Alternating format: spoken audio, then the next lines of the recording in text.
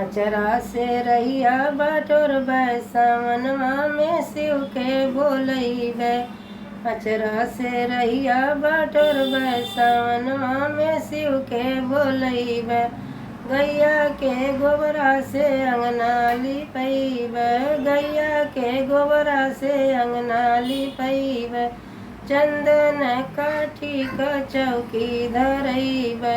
चंदन काठी क चौकी धरैबे। गैया कुसकी चटैया बिछैबे। सावनवा में शिव के बोलैबे। कुसकी चटैया बिछैबे। सावनवा में शिव के बोलैबे। अचरा से रहिया बटोरबे। सावनवा में शिव के बोलैबे। बसवा कटाई के कांवर बनैबे। बसवा कटाई के कांवर बनैबे। काशी बनारस जल भरी लैबे। काशी बनारस जल भरी लैबे। गैया के दूधवा चढ़ैबे। सावनवा में शिव के बोलैबे। गैया के दूधवा चढ़ैबे। सावनवा में शिव के बोलैबे। अचरा से रहिया बटोरब। सावनवा में शिव के बोलाइब। अचरा से रहिया बहारब। सावनवा में शिव के बोलाइब। कनैल का फुलवा माना रे कमाला।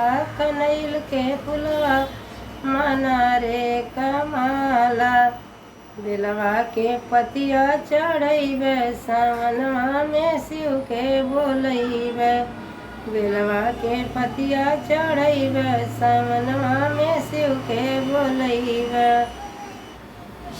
अचरा से रहिया बहरबे। सावनवा में शिव के बोलैबे। पेड़ा बर्फी घर में बनैबे। पेड़ा बर्फी घर में बनैबे। रुच रुच के बाबा के भोगवा लगैबे। रुच रुच के बाबा के भोगवा लगैबे। भंगिया के गोला चढ़ैबे। सावनवा में शिव के बोलैबे। भंगिया के गोला चढ़ैबे। सावनवा में शिव के बोलैबे। भंगिया से अमल बुझैबे। सावनवा में शिव के बोलैबे। अचरा से रहिया बहरबे। सावनवा में शिव के बोलैबे।